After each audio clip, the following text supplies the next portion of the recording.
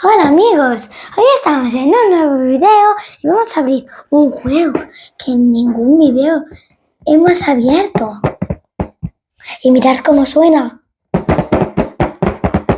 Bueno, y se llama Spoon. Mirad. Les voy a enseñar el interior de la caja.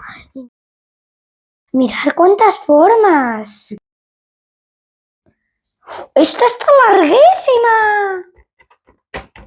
Para hacer todos los dibujos utilizaremos la rueda grande 150-105 y la rueda pequeña número 56.